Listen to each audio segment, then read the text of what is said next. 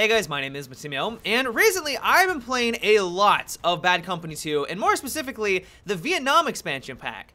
It got me wondering, why haven't we seen something similar to this in the recent Battlefield games? It was critically acclaimed when it came out. It was one of the most beloved DLCs that DICE has ever created, and honestly, this was a demonstration of one of the best DLCs ever created in gaming. It was that amazing, especially for a multiplayer first-person shooter, and I just don't understand why we haven't seen this type of thing into like Battlefield 3 or even into Battlefield 4. It got me thinking though, this would be a perfect opportunity to see something along these lines in Battlefield Hardline. I'm not advocating that we go back to the Vietnam War, because that just doesn't make sense for a cops versus criminal game, but what absolutely fits this theme is the Prohibition era. Prohibition was a very volatile time in US history because it essentially fueled huge criminal enterprises. Al Capone, I think at one point, was making around $100 million a year off of Prohibition. I mean, casinos and things like that, but selling illegal alcohol on the side. It was a booming industry, a booming illegal industry, and gangs were incredibly powerful. And so right off the bat, it absolutely fits that cops versus criminal theme, but I would even go as far to say that it even fits it better, it fits that fantasy better, where you would have a lot of gangs fighting over territory and having mass shootouts against the police force. It would be incredible if Visceral ever did decide to do this for one of their DLCs. What I love about it though, is that it brings us into a setting that hasn't been explored all that often in a multiplayer first-person shooter. There's been some Mafia style games. I mean, there's the Mafia franchise right off the bat. There's the Darkness, but these are single player games. I can't think off the top of my head, or even doing a little bit of research, on a true multiplayer first person shooter that is set during Prohibition. How amazing would it be to be driving around in one of these iconic old cars, leaning out the side like we already do in Hotwire, and blazing the enemy with a Tommy gun? Or better yet, going into a stylized casino that is owned by a crime lord and having a shootout with a police force. The possibilities are endless, and it makes me excited, if you can't tell, just thinking about it, because I can imagine so many cool scenarios, different weapons and vehicles that would be at our disposal that would make for some really iconic and unique gameplay.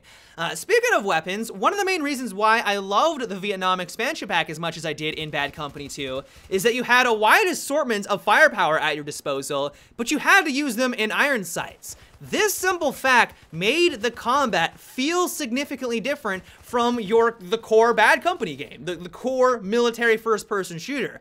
The same can be applied to Prohibition. We could have access to the Tommy gun, the Thompson, the M1 Garand, a sawed-off shotgun, a wide array of different revolvers, all of this awesome weaponry at our disposal, but the twist on it is that we wouldn't have access to all of the gadgets and gizmos and attachments that are normally associated with a modern military setting, and we would be forced to use all of the iron sights. I think it's for this very reason why I loved Vietnam as much as I did, because every gun felt distinctive, but it also switched up the gameplay enough where it made Vietnam feel like it was its own unique game.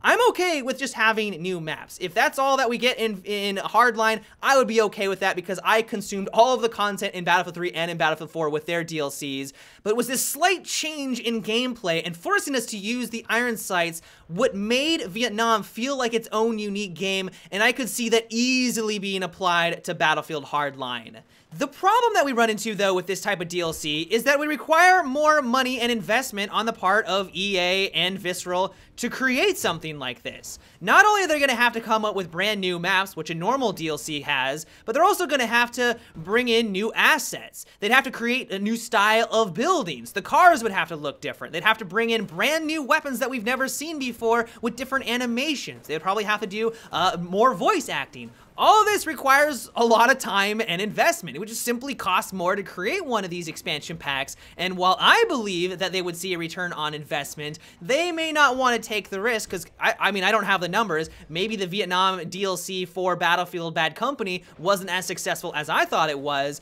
Maybe they just don't want to take that risk again, and that may be one of their large deterrents. Another issue that comes up is that even though I praise the fact that there isn't a crazy amount of customization in Vietnam and it comes down to just using the iron sights, a lot of gamers have grown to expect a ridiculous amount of customization. There is progression on top of progression on top of progression in Battlefield 4. It's a little bit ridiculous, and I don't know if gamers would want to go back to that type of simplicity, and so that may be another deterrent for Visceral creating a DLC along these lines. And then lastly, it also have the effect of splitting up the player base.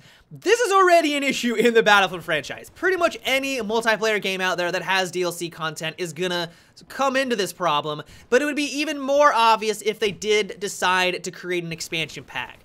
It was really obvious with Vietnam in Bad Company 2. You had to make the conscious decision between playing the Vietnam DLC or if you wanted to play the core game. And that splits up the player base, and that may be something that Visceral would want to avoid. It's just another issue that they would have to take into consideration. But overall, if you can't tell, I am a huge advocate of this type of DLC. I realize that it does cost more money, and that is a problem, but these are the type of expansion packs that stick out in your mind. DLC in Battlefield 3 and in Battlefield 4, while there are some highlights, the Aftermath DLC I thought was phenomenal, they're nowhere near the level that the Vietnam expansion pack was in Bad Company 2.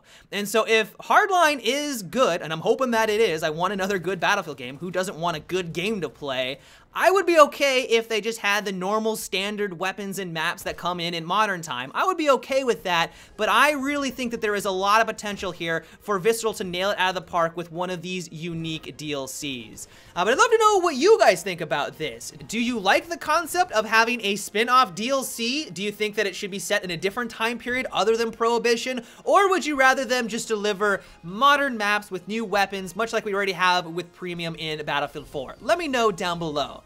But yeah, guys, that is about it for today's video. I hope you enjoyed the Vietnam gameplay in the background. Until tomorrow, have a good one, and take it easy.